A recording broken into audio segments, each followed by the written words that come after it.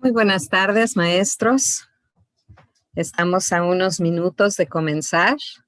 Nos faltan 2 minutos para que sean las 17 horas, pero queremos irlos saludando porque sabemos que ya están siguiéndonos por YouTube y por Facebook.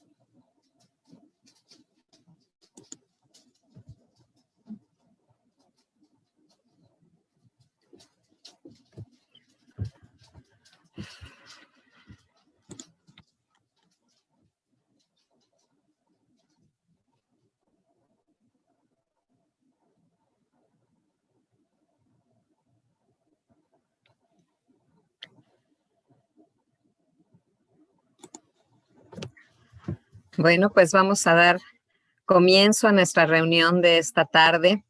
Queremos saludarlos de nueva cuenta, maestros. Nos da muchísimo gusto que vuelvan a estar con nosotros después de este periodo vacacional que deseamos haya sido de descanso, de relajación, sobre todo de salud, maestros. Queremos desear que todos estén sanos, que no hayan tenido ningún problema, ninguna pérdida reciente, que este inicio de ciclo escolar sea fructífero y con todas las posibilidades y las oportunidades posibles para ustedes, para sus alumnos, para los papás de sus alumnos. Y pues ojalá que las cosas mejoren, ¿verdad? Sabemos que son tiempos difíciles y bueno, afortunadamente la Secretaría de Educación Pública, a quien queremos agradecer a través de la Subsecretaría de Educación Básica, queremos agradecer que de nueva cuenta nos hayan permitido a Club Educadores por la Excelencia, a Suma por la Educación y a Educación con Rumbo, poder compartir con ustedes algunas de las ideas que nuestros expertos tienen para ustedes. Definitivamente sabemos que son tiempos difíciles, sabemos que están iniciando un ciclo escolar y pues como siempre en Club Educadores por la Excelencia estamos muy preocupados porque ustedes reciban buenas ideas, enriquezcan su práctica con lo que los expertos tienen para compartir. Así que pues sean bienvenidos todos. Volvemos a estar con ustedes en un ciclo de webinars todos los lunes a las 5 de la tarde. Ojalá que puedan estar con nosotros. Después del día de hoy vamos a tener expertos como Patricia Frola, Jesús Velázquez, y yo estoy segura que ustedes van a disfrutar y aprender mucho con todo lo que venimos ahora a ofrecerles. Ya pasamos la etapa de habilidades socioemocionales, deseando que todo lo que aprendieron ahí haya sido enriquecedor. Y ahora vamos pues ya con una parte un poquito más técnica, más pedagógica, para que ustedes también puedan seguirse enriqueciendo en esa parte tan importante, sobre todo en estos momentos en que la educación pues es a distancia. Así que pues sean todos bienvenidos y sin mayor preámbulo quisiera yo presentar a nuestra ponente del día de hoy. El día de hoy está con nosotros Daniela Pérez Michel, a quien le doy la más cordial bienvenida. Me da muchísimo gusto volverla a encontrar por este medio. Ya hemos tenido oportunidad de compartir en algunos congresos y es una chica a la que yo admiro muchísimo por su entusiasmo, por su creatividad y me gustaría leer su semblanza como ella la escribió.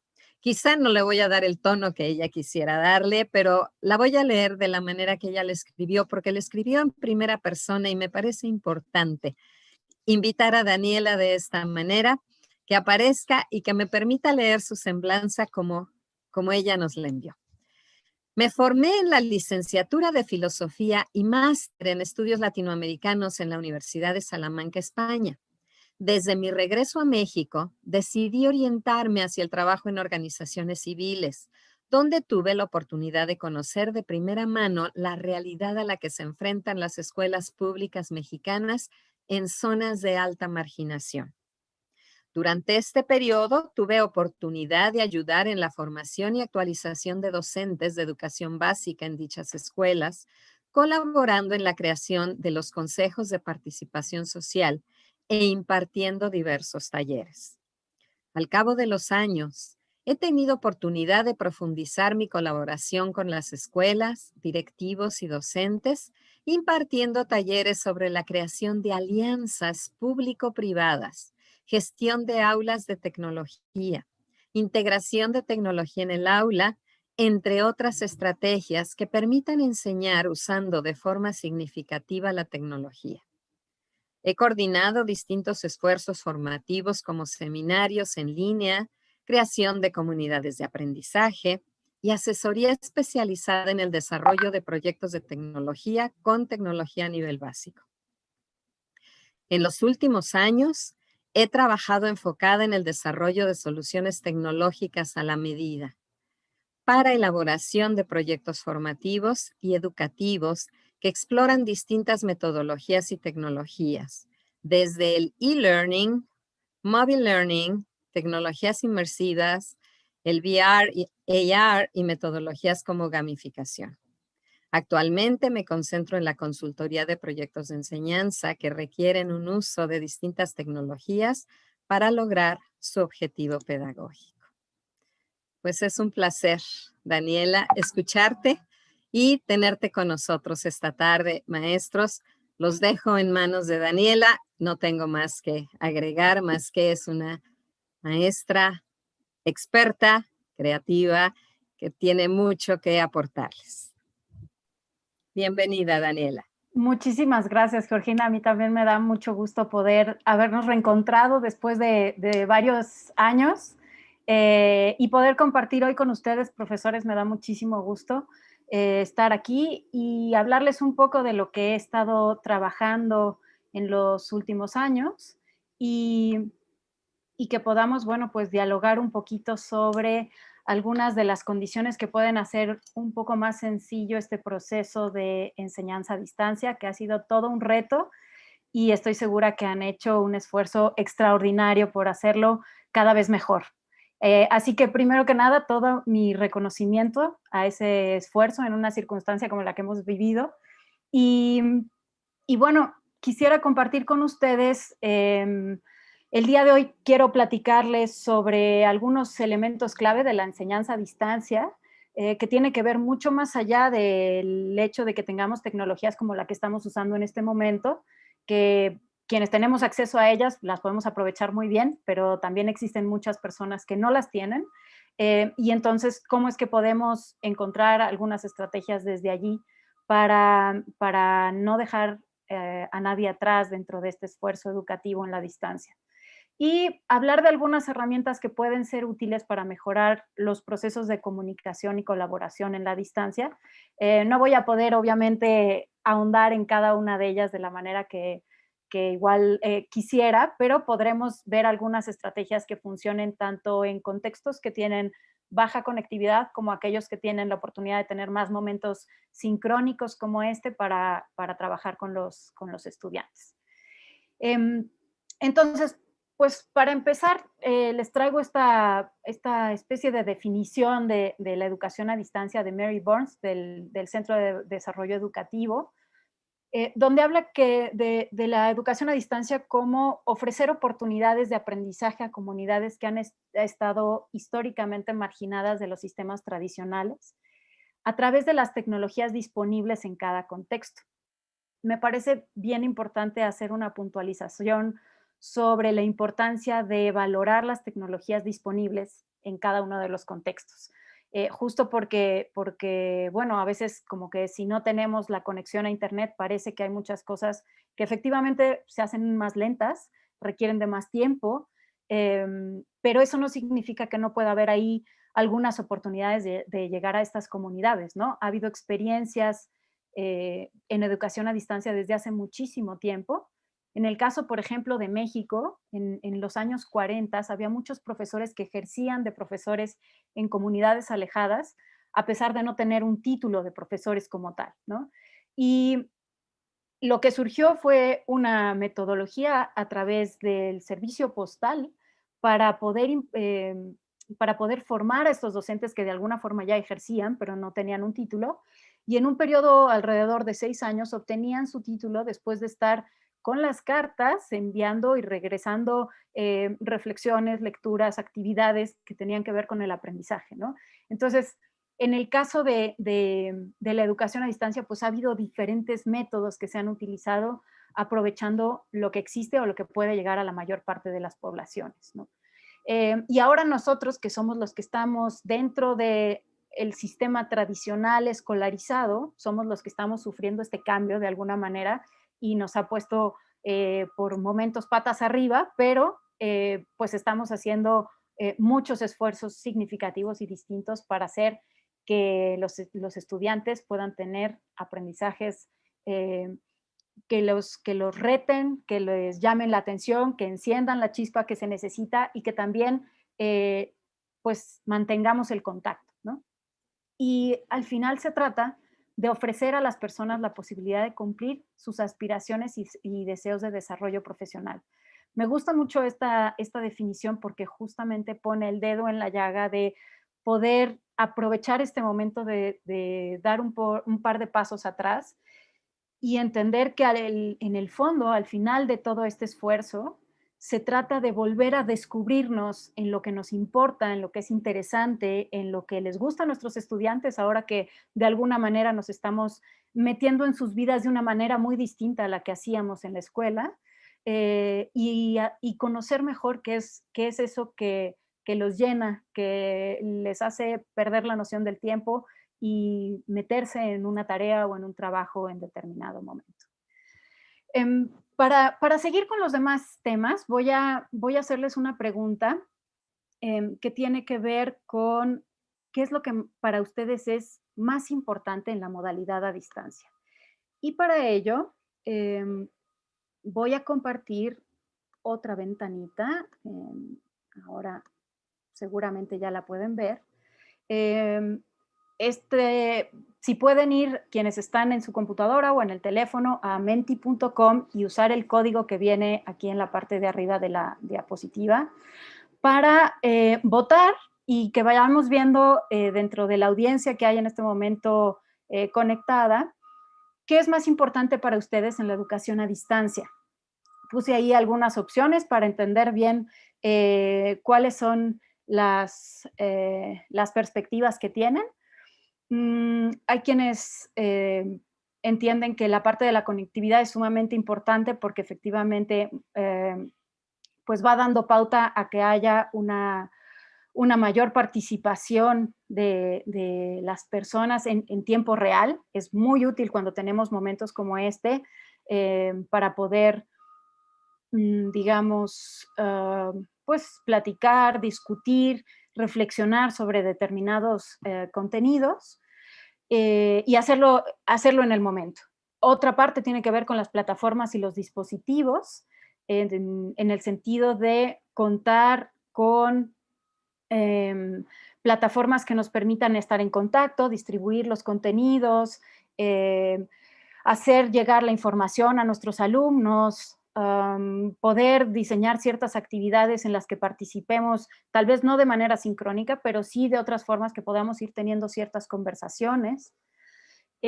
Por otro lado está la parte de la planeación, el diseño, que tiene que ver con entender en toda su medida, digamos, el curso en el que estamos trabajando y todas las dimensiones en las que esto es importante para que las actividades que vayamos llevando a cabo sean significativas.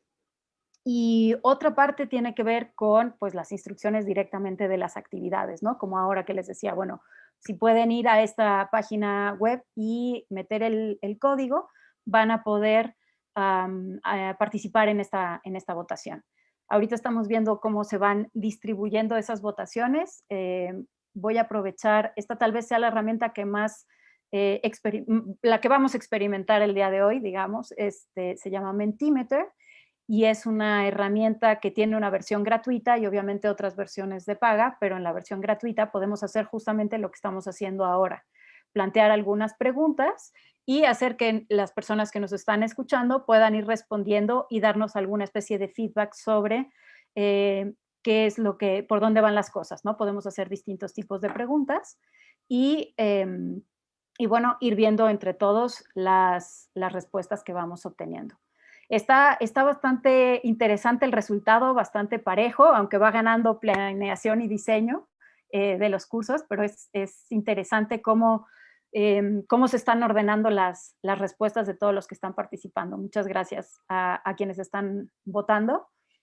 Voy a dar unos momentitos más en esta parte para que veamos digamos, cómo se distribuyen esas respuestas, pero me da mucho gusto ver que planeación y diseño está dentro de las principales, digamos, actividades docentes que identifican como de relevancia para la educación a distancia.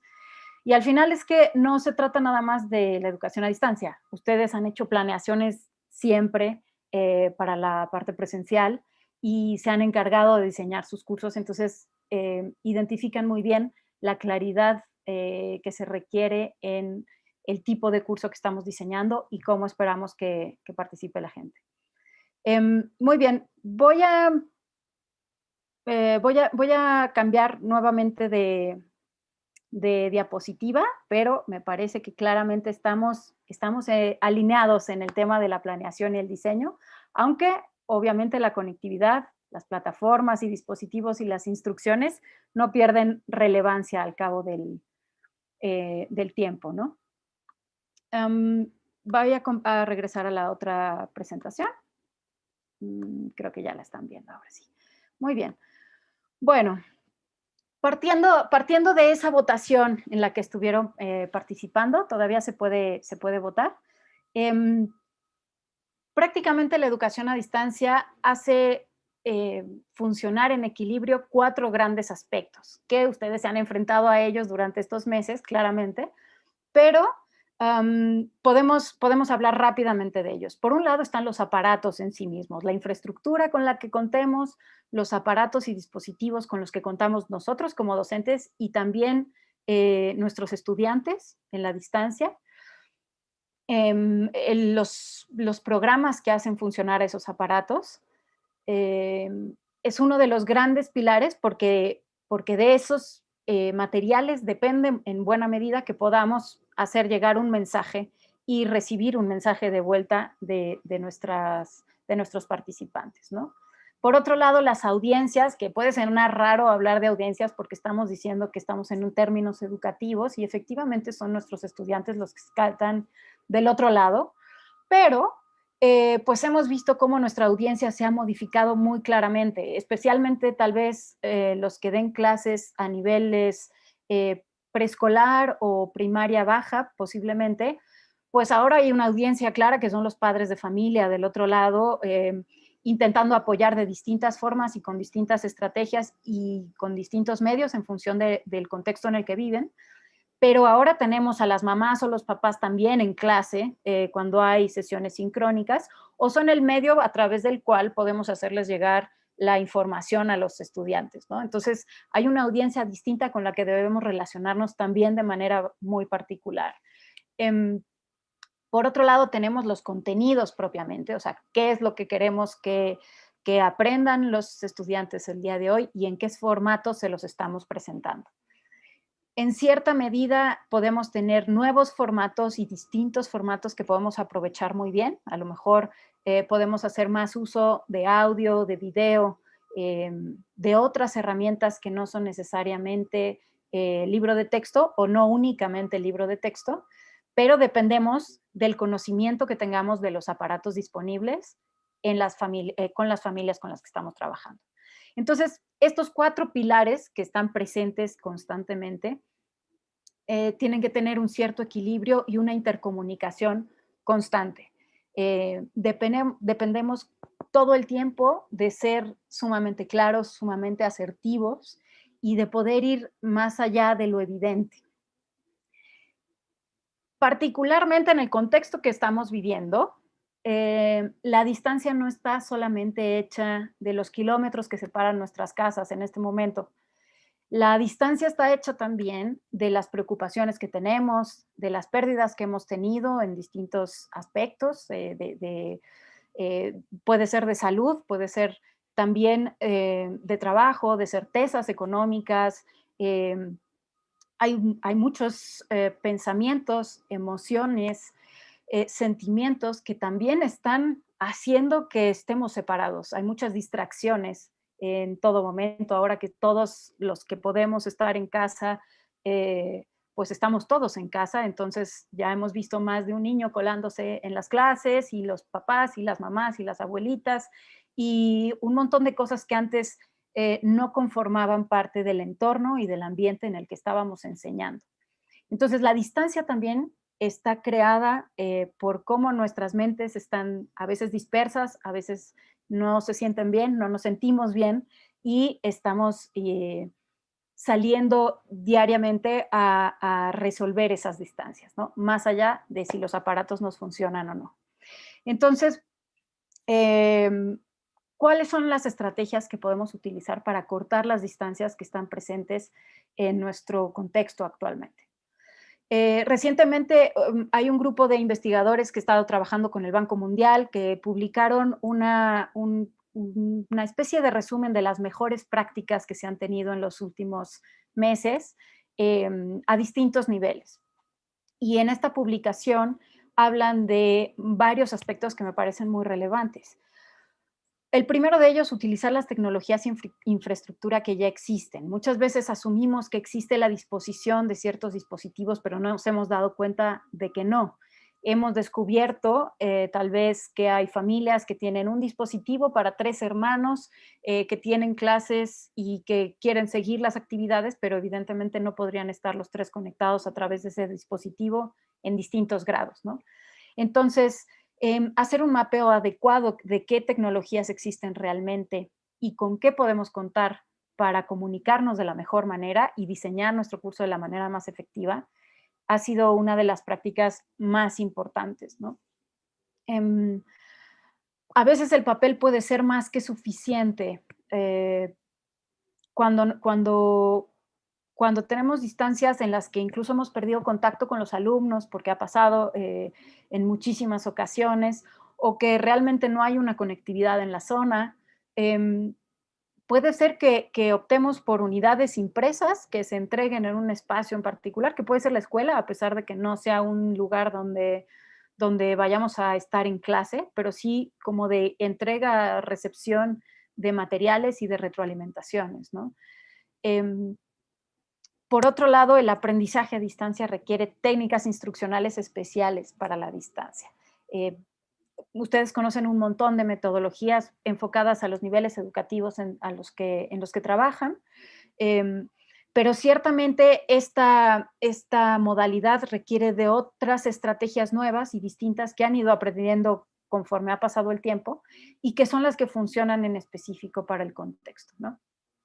Otra cuestión importante puede ser curar contenido en lugar de hacerlo, porque hacerlo nos requiere, o no en lugar totalmente, pero sí aprovechar lo que ya existe muchas veces por parte de otros profesores que son muy generosos también en ofrecer ayuda y apoyo compartiendo los materiales que realizan.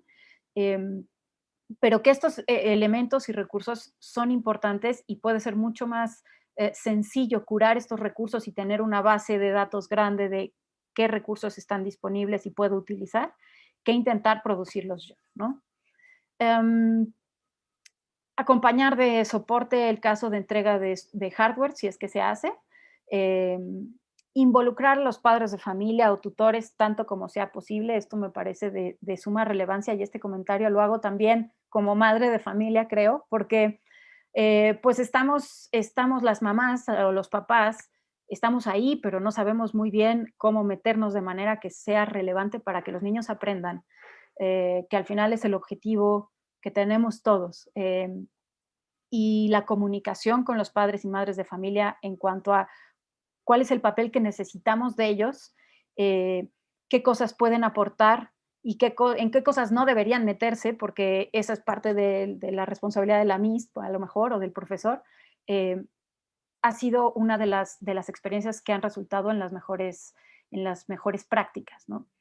Em, Mantenernos ágiles en las planeaciones, es decir, probar tal vez hacer una planeación para el próximo mes o 5 o 6 semanas tal vez, y en esas 5 o 6 semanas probar que sí está funcionando y que no, para retomar lo positivo y poderlo integrar en el futuro y deshacernos de lo que realmente no está funcionando, de manera que podamos ir mejorando cada vez, ¿no? Y la parte de cuidados con incentivos y responsabilidades está enfocada especialmente en pensar que tenemos un contexto de enormes desigualdades. Y a veces cuando tenemos ciertos incentivos para quienes sí pueden conectarse, por ejemplo, hace que los que no pueden porque no tienen una conexión o porque no tienen un equipo o en ese momento no pueden estar, se vayan quedando atrás, ¿no? Entonces, las estrategias relacionadas con generar incentivos a quienes participan, pues tienen que tener la precaución de tomar en cuenta a quienes no pueden por el contexto en el que están, ¿no? Hay, entre de los muchos modelos, existen varios modelos que sirven para, digamos, organizar una clase en línea o a distancia.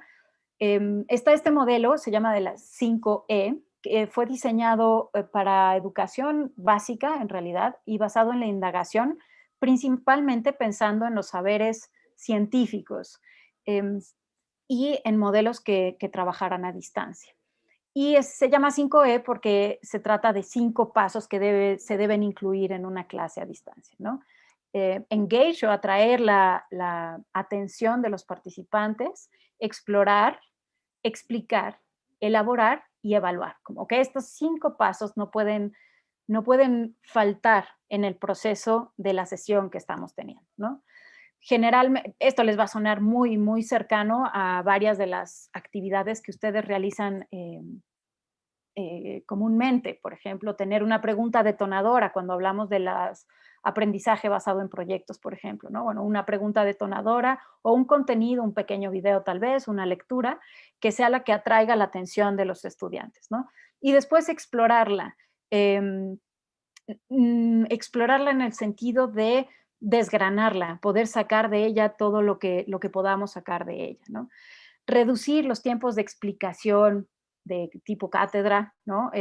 Porque la atención es corta y ponerle mucho más énfasis a la parte, o sea, la parte de explicar que sea conceptos muy específicos, que tengan que quedar sumamente claros, y luego que los estudiantes pongan en práctica el elaborar algo en función del tema que se está trabajando. Estoy segura que esto no les suena extraño, simplemente tener estas 5 Es presentes a la hora de planear una clase a distancia nos ayuda también a hacer una distribución adecuada de los tiempos, ¿no?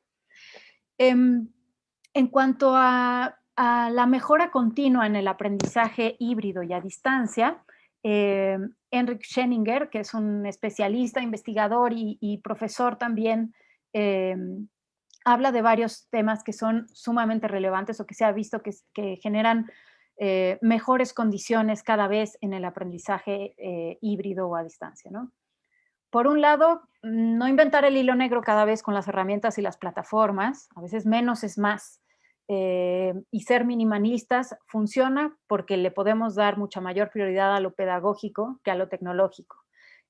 Cuando intentamos usar muchas plataformas o herramientas distintas, podemos perder mucho el foco de lo que puede ser significativo para aprender. Entonces, si ya tenemos una plataforma con la cual nos estamos comunicando, no importa si es WhatsApp, ok, atengámonos a ella y diseñemos el curso en función de la comunicación que podemos tener en esa vía. Pero no intentemos cambiar constantemente o generar muchas modificaciones en ese sentido, ¿no? Por otro lado, asegurar un balance entre lo sincrónico y lo asincrónico. Si vamos a tener 1 hora a la semana, digamos, especialmente a aquellos quienes sí pueden conectarse con sus estudiantes. Bueno, ¿cómo vamos a sacar lo mejor posible de esa hora juntos? ¿Y qué balance de tareas voy a dejar o de actividades fuera de línea para que cuando nos veamos yo pueda constatar que efectivamente se están haciendo esas actividades y que están siendo bien aprovechadas por ellos, ¿no? Centrarte en aprendizajes significativos para mejorar la motivación. El tema de la motivación es todo un tema porque implica conocer muy bien a quienes están del otro lado, implica saber bien qué es lo que les preocupa, les interesa, qué es lo que hacen el resto del tiempo que no están aprendiendo escolarizadamente y poder tomar esas cosas para vincularlo a aprendizajes que tienen que ver con lo que queremos aprender. En el contexto en el que estamos, lo más sensato es enfocarnos en lo obvio. Puede ser que este año, si nos concentramos prácticamente en que los estudiantes tengan una mejor lectura de comprensión, que ese sea el objetivo, y todas las actividades que hagamos vayan relacionadas con eso. ¿Por qué? Porque no podemos querer comernos el mundo en este contexto, primero, y porque vamos a poder retomar y ser reiterativos en ese sentido y encontrar distintos formatos para apoyar esa actividad que va a ser fundamental en cualquier ciclo escolar en el que estemos, presencial o a distancia, ¿no? Ser riguroso con las actividades para mejorar las habilidades críticas. Parte de la motivación tiene que ver con tener retos y si las actividades son constantemente, no digo que todas porque depende mucho la temática y qué es lo que se está revisando del currículum, pero integrar actividades retadoras son las que van a hacer que haya una mejor motivación y participación en las clases, ¿no? Usar la tecnología orientada por un sentido pedagógico, un poco lo que mencionaba en el primer punto, que no nos perdamos en las herramientas y en lo técnico, sino en lo que realmente queremos comunicar en cada momento, ¿no?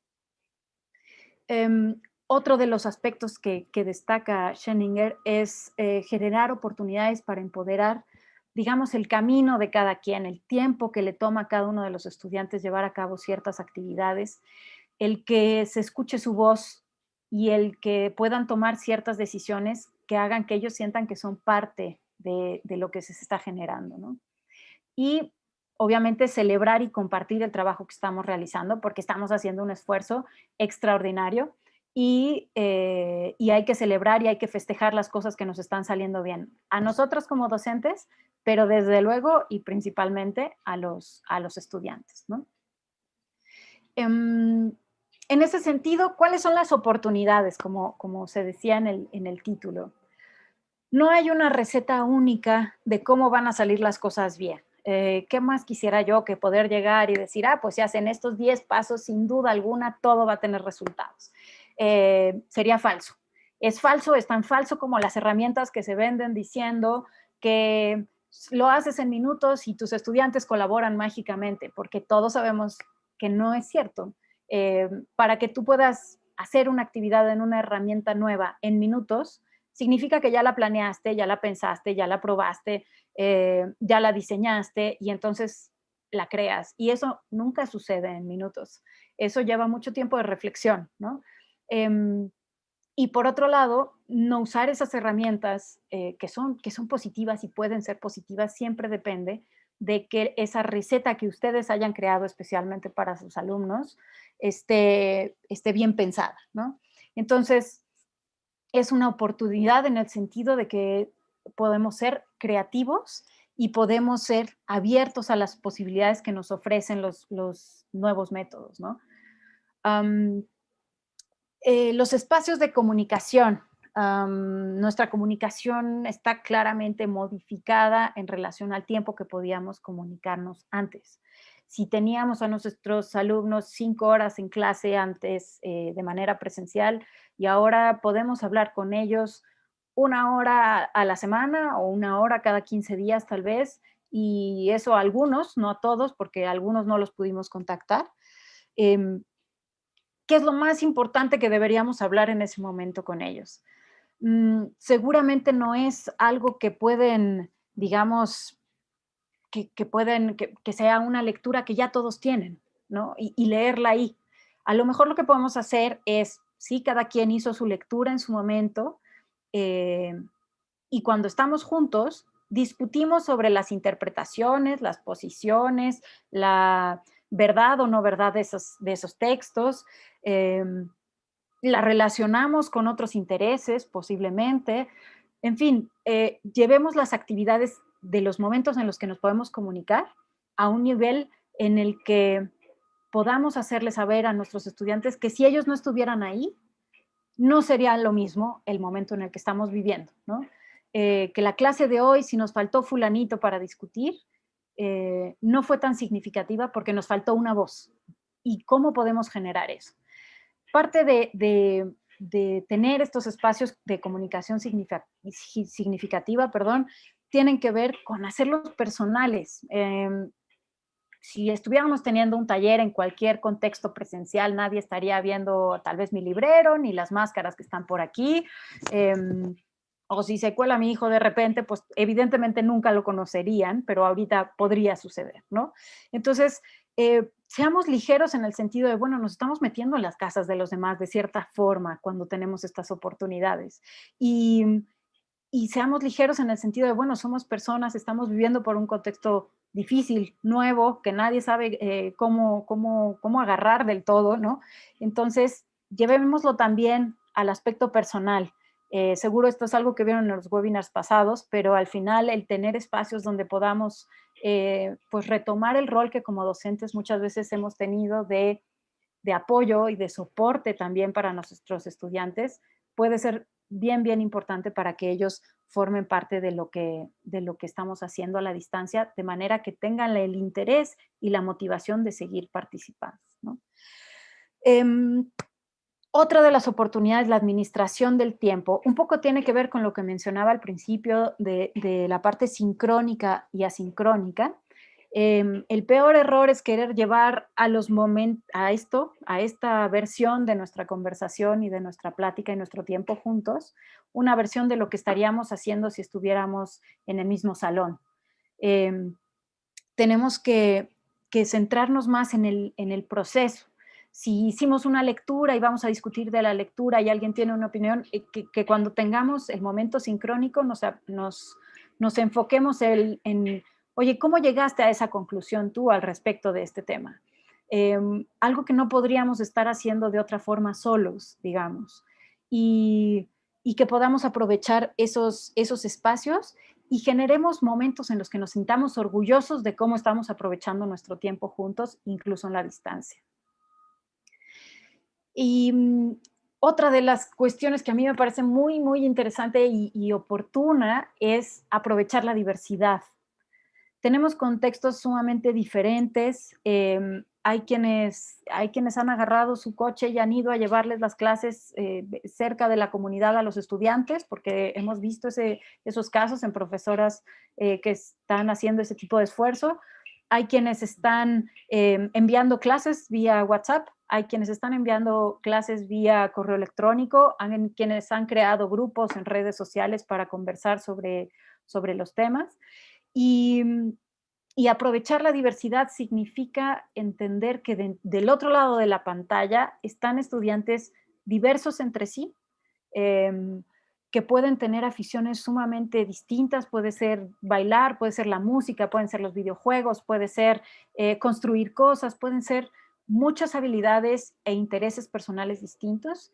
Y por otro, en la distancia tenemos distintos también formatos que pueden hacer valer esos intereses diversos. Podemos tener una actividad en la que permitamos que nuestros estudiantes, las reflexiones que hagan, los comentarios que tengan, nos los regresen en distintos formatos. Y a lo mejor unos lo escriben, y a lo mejor otros lo dibujan, y a lo mejor otros pueden crear un audio o un video, y podemos compartirlo con distintas herramientas, tal vez especialmente en aquellas que tienen un menor uso de datos para que sea más accesible a quienes tienen menores niveles de conectividad. Pero recuperar esos intereses personales, esas formas de expresión personales, puede hacer que el interés y la motivación de nuestros estudiantes crezca, y además la calidad de nuestro curso crezca, ¿no? Algunas ideas que pongo aquí para los distintos contextos, ¿no?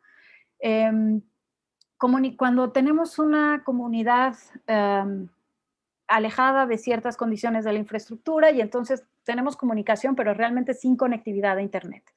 Bueno, mensajes de texto, SMS, hay servicios que permiten mandar mensajes de textos a un número grande de números telefónicos, y de esta manera estar en cierto contacto con los estudiantes o mandar ciertas actividades, ¿no?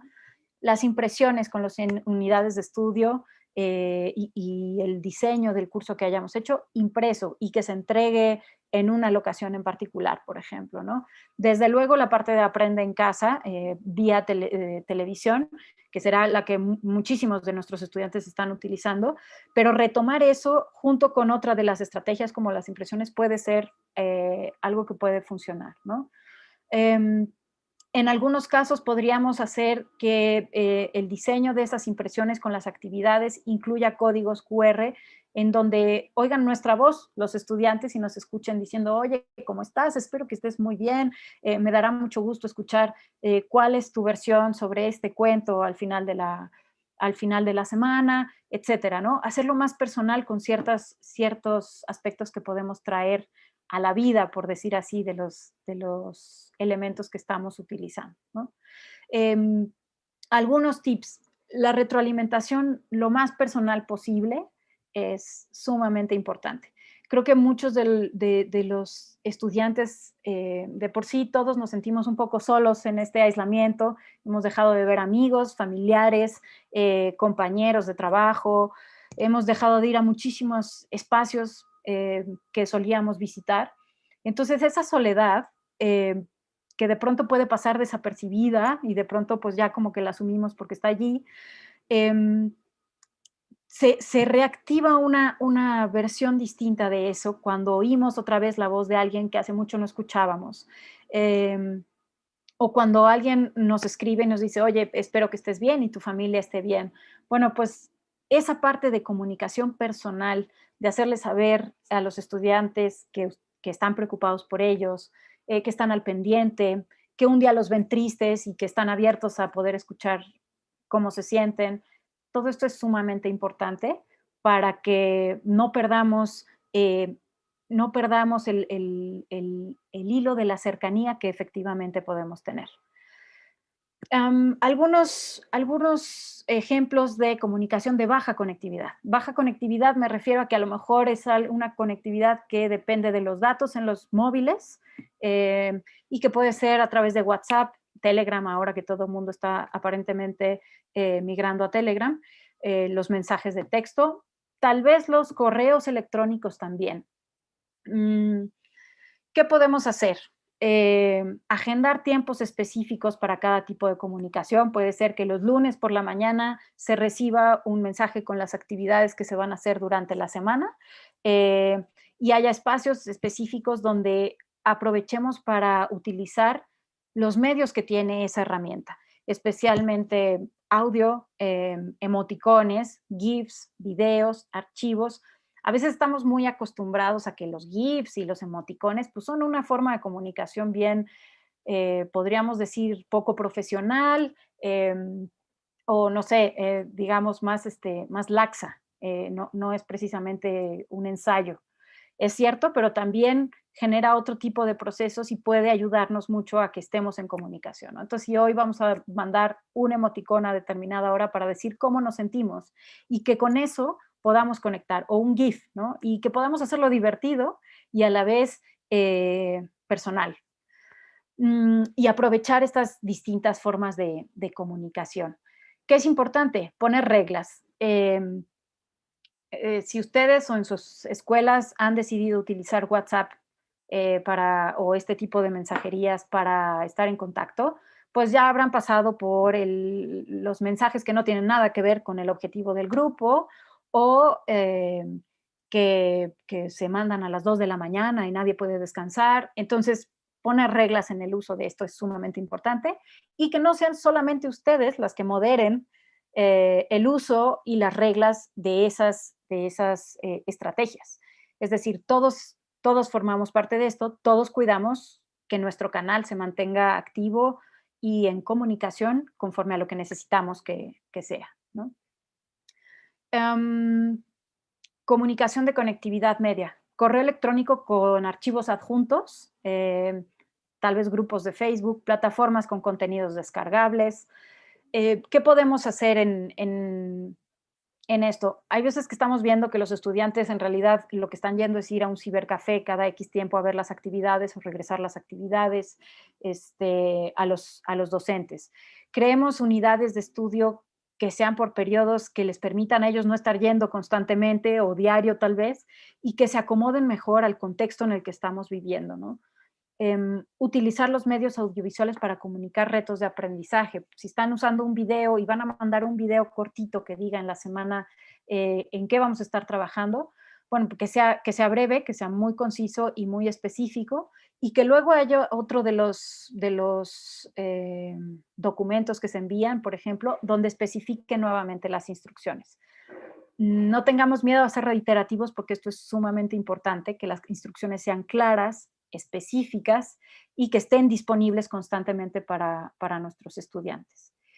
Y para el caso de quienes tienen una conectividad, digamos, como la que estamos teniendo en este momento, sincrónica, con herramientas que utilizan video y audio y que son las que generalmente más datos requieren, pues darle uso a las distintas formas de comunicación. Si tenemos un aula relativamente pequeña y puedo ver las caras de todos en mi pantalla, puedo usar la participación, el levantar la mano, por ejemplo, las expresiones o simplemente decirles que dibujen en un papel caras felices y tristes y un signo de interrogación y en determinados momentos pedirles una retroalimentación de hasta aquí cómo vamos. Y a lo mejor no van a abrir los micrófonos, pero podemos ver las caritas, qué tal se ven, ¿no? O hacer las expresiones directamente o pedir que hagamos ciertos gestos, ¿no? Entonces, porque a veces nosotros estamos muy concentrados con lo que estamos presentando, pero no estamos viendo el chat y cuando vemos el chat ya hay 200 preguntas que no vimos desde hace 15 minutos, ¿no? Entonces, esta manera visual puede ser una ayuda para que podamos estar ahí. Y otra también es darle suficiente espacio a la participación de los estudiantes. Si ellos sienten que su voz se escucha, si ellos sienten que su participación directa es escuchada y genera algo nuevo dentro de lo que estamos haciendo, la motivación cambia. El tema de los micrófonos siempre es conflictivo porque claro que todos sabemos lo tremendo que es tener una sesión con varias personas y alguien tiene el micrófono abierto y se oyen los ladridos del perro, los taladros, un montón de cosas adicionales, la conversación que en realidad está teniendo en el teléfono. Eso es conflictivo y lo que tendemos a hacer luego obviamente es cierren todos los micrófonos y ya nadie lo puede abrir, ¿no? Depende de los grupos, las edades y el contexto, tengamos momentos en los que permitamos que estén los micrófonos abiertos y vayamos familiarizándonos con lo que significa que eso nos funcione para, para sentir que otra vez estamos en un salón de clases en el que podemos participar, ¿no? Nadie entra así a la clase presencial. Entonces, digamos que podemos fomentar estos espacios, ¿no? algunas herramientas que pueden ser útiles.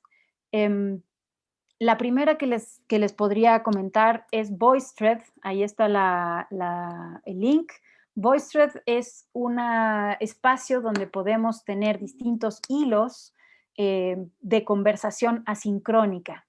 Digamos que yo puedo crear un hilo que sea, no sé, la clase de literatura, por decir algo, y entonces pongo una imagen de un libro que voy a comentar y agrego un audio hablando de mi comentario sobre ese libro y algunas preguntas para mis estudiantes.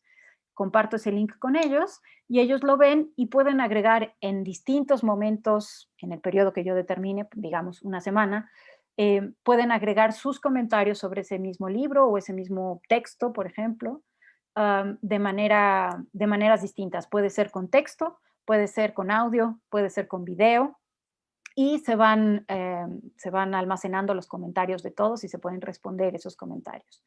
Se pueden ir agregando son como diapositivas distintas, donde los profesores pueden ir creando, digamos, distintos contenidos y formatos, y sobre ellos se puede comentar y generar ciertas discusiones. Tiene un límite en la versión gratuita, pero puede funcionar bastante bien para hacer hilos que tienen que ver con un tema o con una asignatura y que vayamos creciendo conforme va pasando el tiempo. Así que es una herramienta que a mí me parece que tiene muchas cosas positivas, justo porque podemos comentar y participar con distintos formatos.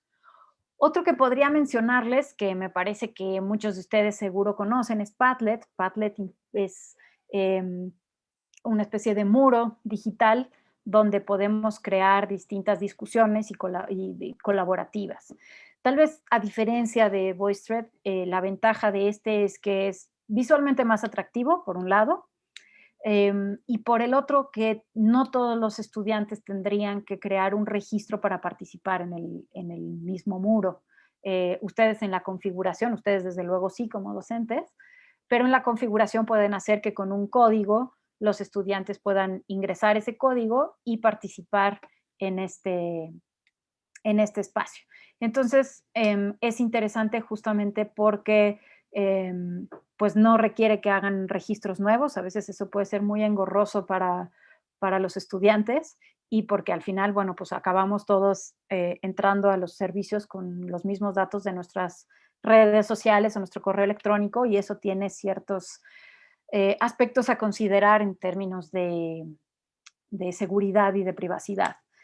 Pero es una herramienta que funciona muy bien y además tiene versiones en caso de que quisieran adquirirlo para toda la institución o algo así, pues tiene versiones para los centros educativos que pueden funcionar muy bien, ¿no?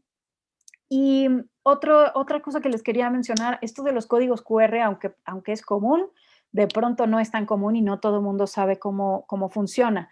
Esta página es una de tantas que sirven para crear un código QR y poder hacer llegar un contenido a través del scanning de ese código.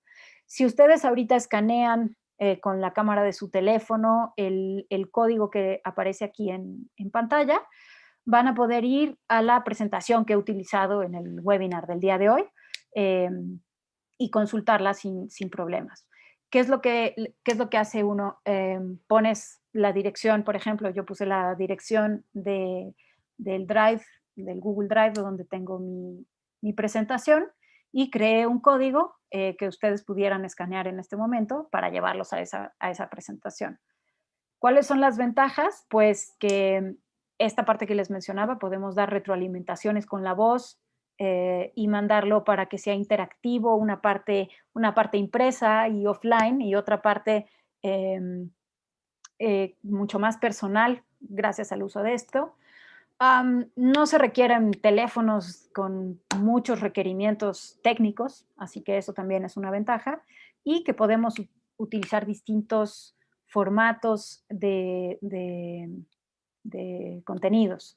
Entonces podemos agregar audios, podemos agregar video, documentos, etcétera. Hay un montón de cosas que se pueden agregar y eso puede ser muy interesante también para darle vida a algunos de los contenidos. Entonces, a manera de conclusión, Y voy a poner en pausa esto un momentito para venir acá y pasar a un segundito. Vamos a regresar a la parte de nuestras preguntas. A manera de conclusión y en lo que ustedes van participando brevemente. Este es otro de los tipos de preguntas que permite hacer Mentimeter, la misma herramienta que utilizamos antes con la parte de las votaciones. Y funciona exactamente igual. Si abren su teléfono y están en la misma diapositiva que fue la anterior, denle refrescar a la página y deberían de ver esta pregunta. Para que vean qué actitudes o que puedan responder. Tienen 3 respuestas posibles. ¿Qué actitudes pueden detonar de sus estudiantes al dar clases a distancia? Entonces, gracias a los que ya están participando por allí. Podemos dejar esta diapositiva como presentándose ya para hacer un cierre del taller de hoy. Justo como ustedes apuntaban en la votación, la parte de planeación y diseño de los cursos es fundamental para que la educación a distancia funcione. Y ese diseño de cursos tiene que tener en cuenta muchísimos factores que no tendríamos regularmente en cuenta en un contexto presencial, ¿no? Esta parte de las audiencias, por ejemplo, cómo debo de relacionarme o comunicarme con los padres de familia, con mis colegas profesores, de qué manera estamos compartiendo nuestros aprendizajes, de qué manera estamos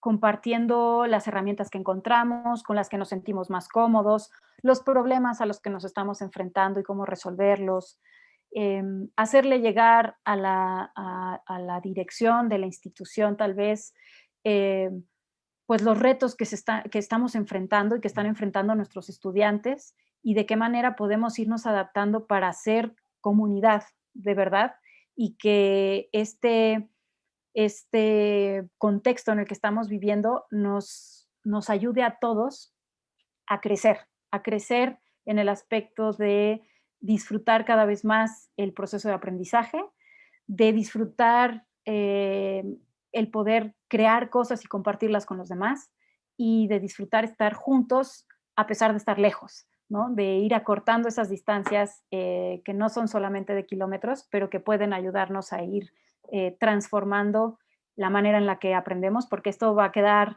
para siempre dentro de nosotros, ¿no? Entonces, con esto quisiera cerrar. Se ve muy bonita esa nube de palabras, cómo resalta la creatividad, la motivación, el interés, el compromiso, que creo que pues todos han demostrado, los profesores han demostrado de manera increíble en este periodo.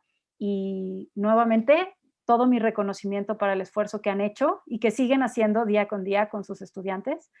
Y espero de verdad que lo que he platicado así como rapidísimo en este ratito haya sido interesante, detonante tal vez, de nuevas ideas y de nuevos pensamientos de cómo resolver la situación en la que estamos. Muchísimas gracias. Y Gina, no sé, creo que tú comentarás algo más. Puedo dejar esta diapositiva ahí presentando lo que van escribiendo los profes. Claro que sí, Dani. Pues muchísimas gracias. Definitivamente los comentarios son muy buenos. Agradecen mucho tu presencia, todos los tips que les estás dando. Les parece muy importante la información que les estás compartiendo. Y tenemos algunos comentarios. Yo quisiera invitar a los maestros a utilizar el chat para hacernos preguntas. Es bien importante que aprovechemos la presencia de nuestros expertos preguntando cosas para que ellos pues nos puedan ampliar las dudas si fuera necesario. Entonces, bueno, vemos por aquí una pregunta que ya no alcancé a ver el nombre, pero que es además constantemente hecha por los maestros. ¿Cómo poder apoyar en la distancia a los niños con dificultades severas de aprendizaje? ¿Qué tipo de actividades propone? Bueno, evidentemente depende mucho de cuáles son esas dificultades de aprendizaje, ¿no? O de dónde vienen, o en qué están ancladas, digamos. Lo primero, yo pondría un poco en pausa lo académico en sí, y me centraría muchísimo más en la persona, ¿no? Esos estudiantes pueden estar teniendo dificultades de aprendizaje, especialmente en este contexto por la distancia, o siempre los han tenido o ya los venían teniendo presentando y entonces vamos a atenderlos en este contexto. Darle prioridad a lo más básico, a lo que les llegue más al corazón directamente, porque eso no falla.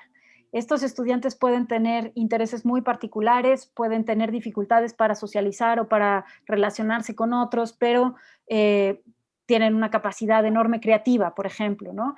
Entonces, apelar a esos intereses particulares que tienen, tal vez acortar los tiempos en los que necesitamos de la atención, por ejemplo, ¿no?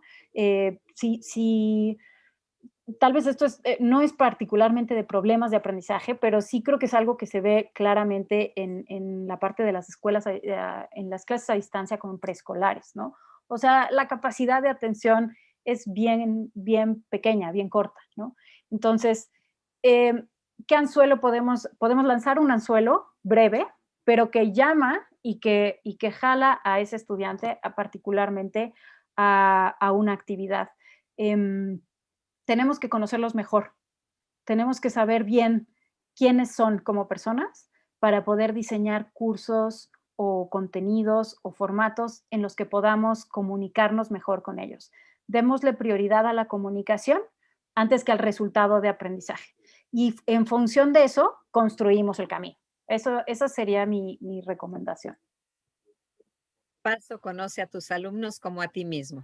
Sí. La maestra Edilia nos dice que definitivamente no hay receta única y la mejor receta es la motivación permanente. Yo creo que estamos de acuerdo. La maestra Araceli dice qué importante lo que acaba de decir Daniela, mostrarnos no solo empáticos, sino ligeros, relajados en nuestra actitud y lograr un mejor ambiente de clase. ¿Cómo ves, Dani? No, pues muy bien, que resuena lo que les comento, ¿no?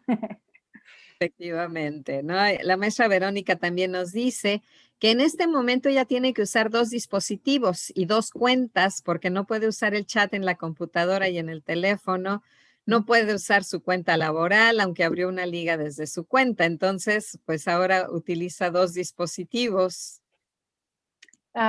Sí, a veces es complicado.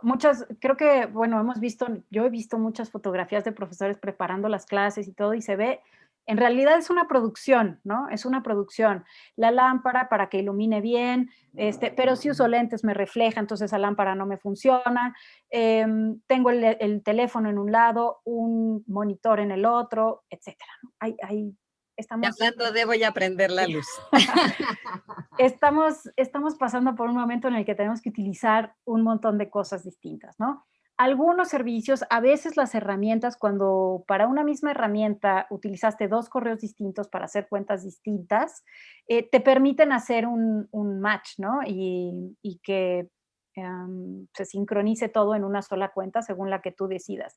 No sé si es parte de lo que quiera la profesora, tal vez, o si de plano como algunos a veces hacemos también es cierto que una cuenta en la versión gratuita te permite, no sé, 3 muros de Padlet lo estoy inventando, no es eso, pero 3 muros de Padlet gratuitos y los demás son de paga y entonces ya tenemos 10 correos electrónicos porque tenemos varios grupos y necesitamos muchos más, ¿no? Eso también ha sucedido y está sucediendo y bueno, pues es parte de cómo nos estamos adaptando. Mara Vilés nos dice, ¿cómo podemos agendar tiempos específicos para una comunicación a distancia donde no existen los medios tecnológicos necesarios para una buena comunicación? Ujú. Bueno, si es un contexto en el que no estamos utilizando ninguna de estas herramientas, me parece o me suena a que podemos tener, por ejemplo, decir, nos podemos ver en la escuela en determinadas horas, pero no dentro tal vez de la escuela, pero nos vemos en un punto específico donde yo entrego y recibo materiales y a lo mejor tengo citas, no sé, en un periodo largo de tiempo para que no se me junten los papás o los estudiantes, porque obviamente eso iría en contra de las reglas de seguridad en este momento, pero digamos, voy a estar en un periodo de 2 horas en tal espacio donde pueden acercarse los estudiantes o los padres de familia y ahí llevamos a cabo un intercambio de impresos con las actividades que se van a realizar, ¿no? O con lo que estamos entregando. Esa podría ser una estrategia tal vez segura en el contexto en el que estamos en este momento. Bueno, yo creo que retomando un poquito de lo que tú mencionaste y que la maestra Maribel insiste, es en aprender a ser flexibles y adaptarnos al cambio, dice, así es como innovamos, ¿no? Yo creo que sí, como que ser un poquito más ligeros, soltar el control, Sí, porque creo que en las versiones anteriores de Aprender en Casa se han saturado tanto maestros como niños con tareas, tareas, tareas, ¿no? Entonces, ¿qué es lo realmente importante?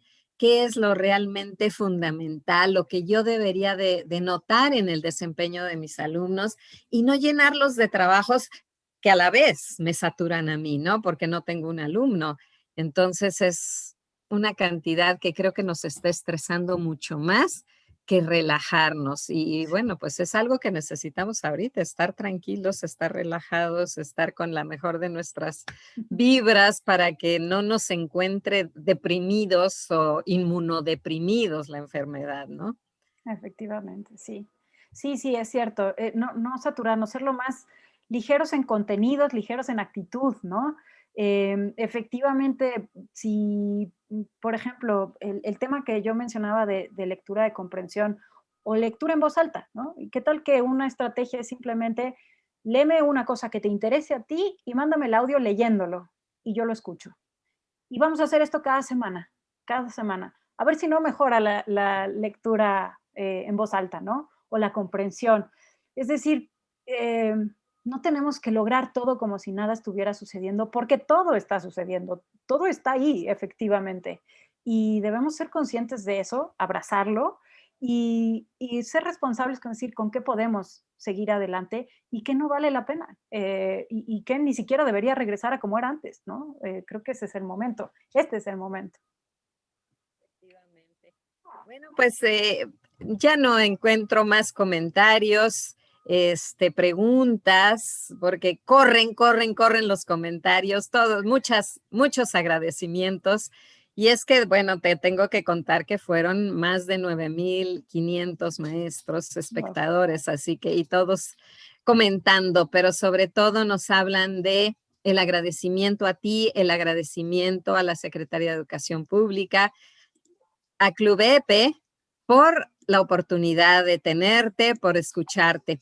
Y quiero recordarles, maestros, que esta es solamente una probadita, que en clubepe.com tenemos el curso de Daniela Pérez Michel, que se llama ¿cómo? Ay, de pronto, educación a distancia, oportunidades y herramientas para la educación a distancia. Oportunidades y herramientas para la educación a distancia. Maestros, aprovéchenla. Al final de esta conversación, ustedes van a ver la diapositiva con el código de para tener un mes y ustedes puedan tener la oportunidad de escuchar más ampliamente a Daniela con más herramientas y pues aprender y seguir enriqueciéndose. Maestros, un abrazo en la distancia. Dani, mil gracias a nombre de Club Educadores por la Excelencia por haber Gracias. acudido a nuestra invitación. De verdad, no sabes qué gusto tenerte con nosotros de vuelta. Y pues a todos, mucha salud, por favor, cuídense, manténganse en casa y si tienen que salir, pues siempre muy protegidos. Muchísimas Dani, gracias. un Gracias, abrazo a Georgina. ti, a tu bebé. Que estén Gracias, muy bien. igualmente. Igual.